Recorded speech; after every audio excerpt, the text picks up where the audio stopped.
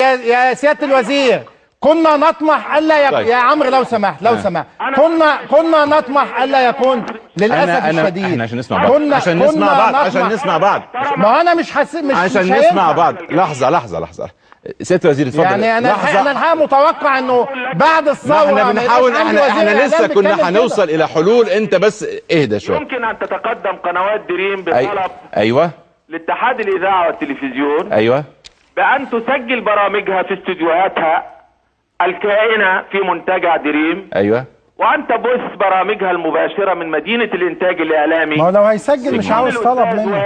بس هو فعلا سيادة الوزير، يعني هو لو عايز يسجل، هو لو سيادة الوزير هو البرامج الاخرى فيمكن انا لو عايز اسجل مش محتاج موافقتك يا سيادة الوزير. واضح انه دكتور عمرو قنوات دريم مش كل برامجها مباشرة، ده كتير، بس البرامج الرئيسية بتاعتهم الرئيسية اللي هي، لكن هم حاطين العقدة قدام المنشار كما يقال.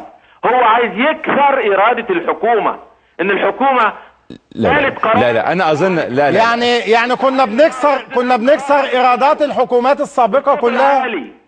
هذا لن يتم. ولا بالعصايه البوليسيه هيتم يا سيدي، وهتنهزم في هذه الموقعه يا سياده الوزير. والله الحريه هتنتصر في النهايه. الحريه هتنتصر في النهايه. طيب سياده الوزير والله هتنهزم وتنكسر في هذه الموقعه يا سياده الوزير. والله هتنهزم وتنكسر. والمفتري يعني الوزير اللي بيطالب بهدنه ويكذب ويقول ان انا لم اطلب هدنة. الوزير والله انت الذي تكذب. مش عايزين يا جماعه، يعني عيب ان يبقى عندي، ارجو ان نحذف هذه الكلمات. عندي وزير اعلام بيطلب هدنة، ولما تقول له لا مش لا اقبل الهدنة. انا بتكلم في نقطة، انا بتكلم في نقطة. من يصدقك؟ طيب انا اقسمت لك يا وائل تقسم مثلي، صدقك على قسمك يا سيادة الوزير من فضل حضراتكم لحظة واحدة. انتوا بتتكلموا في موضوع حدث في فترة سابقة، انا بتكلم في واقع، انا بتكلم في واقع محدد يا سيادة الوزير. هل ممكن برضو، عايز ارجع لنفس النقطة اللي هو قاطعني فيها وخلينيش انا اكمل كلام، مفيش عنده حاجة يقدمها. اكمل كلامي يا وائل من فضلك يا سيادة الوزير. هل ممكن، انا بتكلم على فكرة الفترة المؤقتة، الفترة اللي هي توفيق الاوضاع دي. انا بتكلم في نقطة، باختصار شديد، ايوه باختصار شديد، بيني وبينك القانون، اسمعني، بيني وبينك القانون. بتقول هتلجأ للقضاء، الجأ للقضاء حتى يحميني انا كوزير. الجأ للقضاء ويعطيك هذا الاستثناء. الجأ للقضاء ويقول لي والله خليه. يعني هل يدير اتحاد الاذاعه والتلفزيون ان هم يرفعوا دعوه قدام القضاء الاداري؟ وانا ارتاح. نعم. طيب يعني لا يدير وزاره الاعلام او اتحاد الاذاعه ان هم يرفعوا دعوه لإلغاء هذا القرار أمام محكمة القضاء الإداري؟ اسمعني يا دكتور عمرو، اتفضل. ماذا يضيرني؟ أنا أكون مرتاح تمام حتى أحصن قراري. عندما رفضت القنوات الفضائية اللي زي حضرتك كده. وبالمناسبة يا دكتور عمرو، برضو ليس سرا، انتوا في قناة المحور طلبتم من وزارة الإعلام طلبات مشابهة لما تمتلكه قنوات دريم، مش استديوهات. والله انا ما اعرفش يا سياده الوزير، والله انا ما اعرفش طلبات قناه المحور. انا ما اعرفش، انا اعرف اللي بقوله في برنامج يا سياده الوزير. انت لست في الاداره، وبالمناسبه وطلباتكم لم يستجب لها بعد. انا مش عايز افتح كل الاوراق، لكن بقول باختصار شديد للصديق العزيز وائل، بقول له احترام القانون هيكبرنا جميعا، لكن ضرب القانون لا هيهزمنا جميعا. واحنا يا سياده الوزير كلنا معاك. طيب اتفضل روح للقضاء وخلي القضاء يديك حكم عشان يحصن قراري انا، ويقول لي والله سيبهم يشتغلوا، سيبهم يوفروا فلوسهم. طب سياده الوزير انا معايا. سياده الوزير تعقيب اخير، اتفضل يا فندم. شكرا جزيلا، وارجو ان تمنحني بعض الوقت كي ارد على الزملاء الافاضل. اتفضل.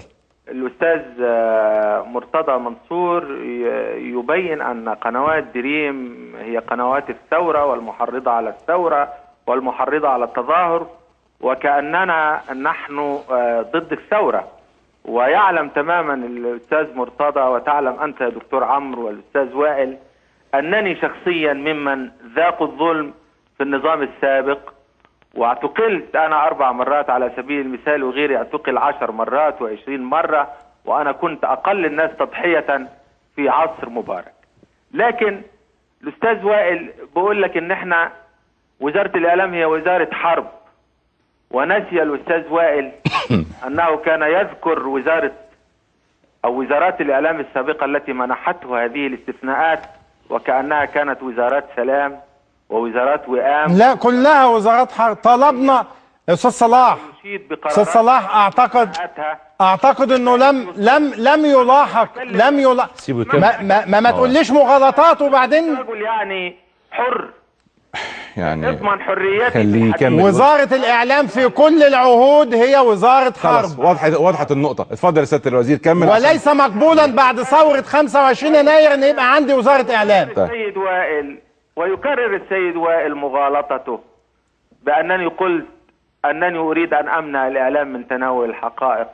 انت قلت عاوز هدنة. أيوة. ولا تستطيع ان تكذب ذلك. سيبه بقى يوضح وجهة نظره. في سياق. عيب ان وزير اعلام مصر يطلب هدنة، عيب ان وزير اعلام مصر يطلب هدنة. اصحاب المطالب الفئوية وهم محقين. انت ما طلبتش عشان المصالح الفئوية يا سيادة الوزير. سيبه يوضح وجهة انت ما طلبتش عشان أنا بطلب الاضرابات الفئوية. وائل احنا عشان انا لازم انهي الفقرة بتاعتي عشان عندي فقرات اخرى. يعني انا سمعت كلامك بالكامل. الراجل طلب هدنة. انت قلت في وزير اعلام يطلب هدنة. انت شرحت. اتواطأ على المشاهد. هو دلوقتي اتآمر على المشاهد. هو بيوضح وجهة نظره عشان ننهي هذه الفقرة. اتفضل سيادة الوزير عشان انهي هذه الفقرة. اتفضل. وحتى أريح السيد وائل وأوضح ما قلته بسياق الهدنة، نعم، ولا زلت أكرر طلبي لكل المصريين الشرفاء العظماء الذين أشرف أنا وكل أعضاء الحكومة بخدمتهم وبأننا خدام لهم، ومن لا ينظر إلى نفسه أنه خادم لهذا الشعب فلا يستحق أن يكون في موقعه. أنا خادم لهذا الشعب وأطالب هذا الشعب العظيم بالصبر وبالكف مؤقتا عن المطالب الفئوية، وبالتبعية أطالب الإعلام الوطني الشريف أيضا أن يصبر شعبنا العظيم وأن يعطي الحكومة هدنة لمدة عام واحد. وأكرر هذا حتى تستطيع. والله من المؤسف أن أسمع ذلك من وزير إعلام. من المؤسف يعني هدنة وكأننا مسؤولين عن هذه. امال انت مش مسؤول عن الكوارث الحديدية، تهالك القطارات، تهالك البنية التحتية، تهالك المرافق، يحملنا كل هذا. طب يبقى ايه اللي اختلف؟ ايه اللي اختلف يا سيادة الوزير؟ يا اخي العزيز، ايه اللي اختلف؟ نحن جئنا لنصلح وجئنا لنخدم هذا الشعب العظيم. ويموت الاطفال في حوادث السكة الحديد على هذا الشعب، ويموت المرضى في المستشفيات، ويموت الاطفال في حوادث السكة الحديد. ده احنا بنخدمهم.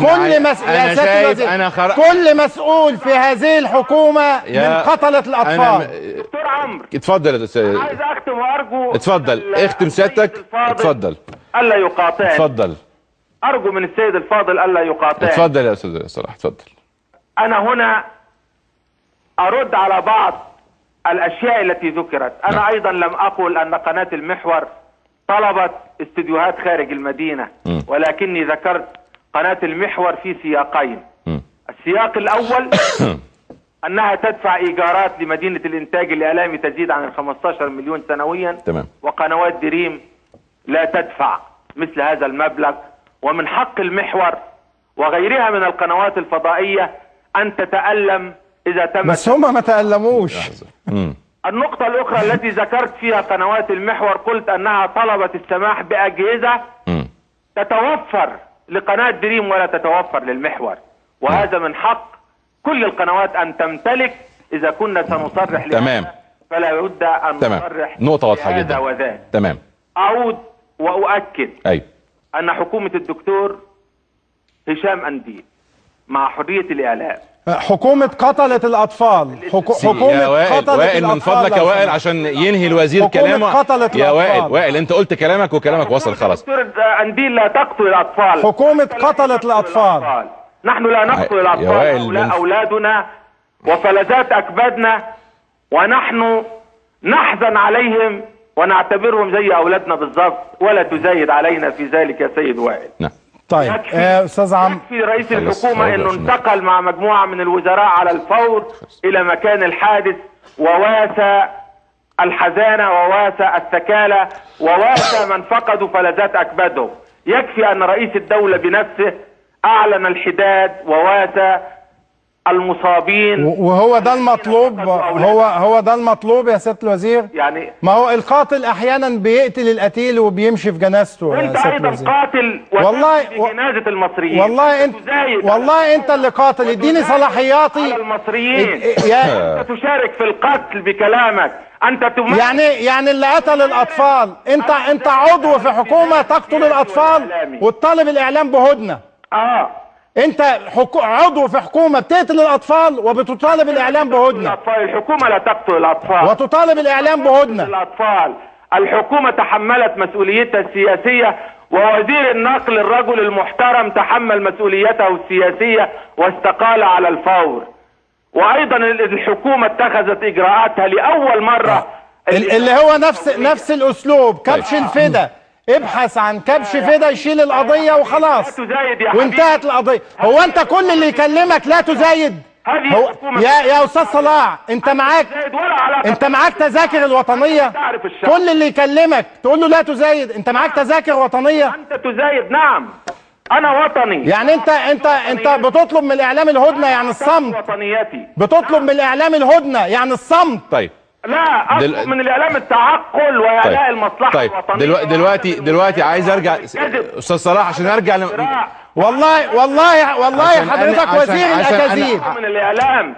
والله ما اطلب من الاعلام صاحب الاجندات الخاصة. انا شايف ما يتحدث امامي ده وزير الاكاذيب. انا هذا ما اطلبه، لكن الاعلام الشريف نحن ندعمه ونؤيده ونقف وراءه بكل قوة. واختم حديثي للشعب المصري العظيم، نحن لم نقطع بث قنوات دريم. قنوات دريم بثها متصل، الاستوديو الخاص بها في مدينة الانتاج الاعلامي يعمل ليل نهار، البث متصل. ما تم قطعه هو الذي يخالف القانون. 4 كابلات متصلة من القمر الصناعي المصري النايل سات الى منتجع دريم لاند. هذا يشبه بالضبط اللي يقول لك اعمل لي فرع من النيل على حسابي، او اعمل لي محطة للتوربيني قدام بيتي، او اعمل لي مهبط في عزبتي.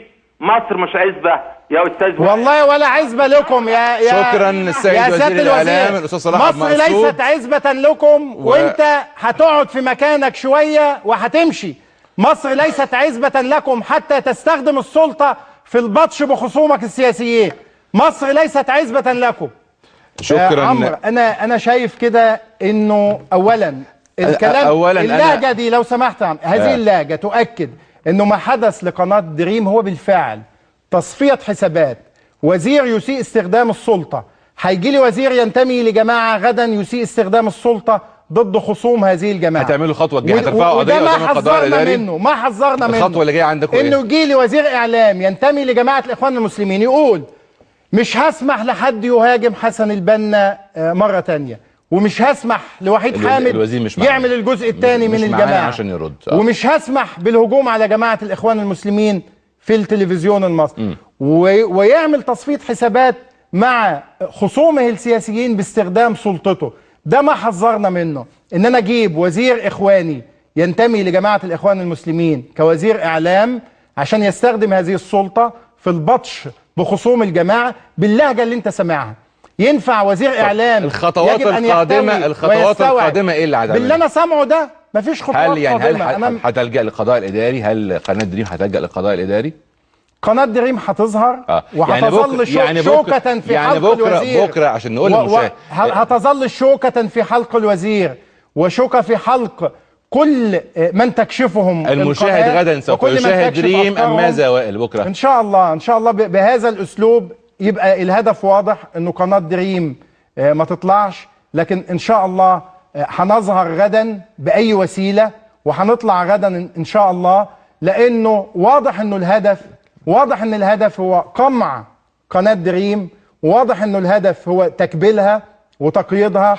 يعني بكره غدا 10 مساء في موعده طالعين بكره في هطلع في برنامج رياض ان شاء الله في الاستوديو اللي انت بتقول عليه ده. ان شاء الله غدا هطلع في الاستوديو الرياضي عشان الوزير يعلم انه عشان تنقل استوديوهات تحتاج الى اوقات، هتضطر تطلع في هذا لكن غدا انت على الهوا بدل ما الوزير يبقى حريص يقول للاعلام المصري انا عايز انجحك، انا عايز يبقى ديكوراتك هايله وامكانياتك ضخمه، بيضطرنا الوزير ان انا اشتغل في هذه الامكانيات المحدوده. لكن واضح من هذه اللهجه انه قناه دريم لابد ان تظهر على الشاشه، ولابد ان تواجه الاستبداد الديني كما واجهت الاستبداد السياسي. شكرا للزميل العزيز الاستاذ وائل الابراشي، وبكره احنا في انتظار نشوف العاشره مساء غدا على الهواء. يا وائل هتكون على الهواء ان شاء الله على الهواء في موعدنا من استوديو رياضي، حتى يعني يرضى بذلك وزير الاعلام. وانا اتمنى ان الدوله الحكومه المصريه وزير دعايه هتلر كان يستخدم نفس الاساليب. في ختام هذه الفقره اتمنى ان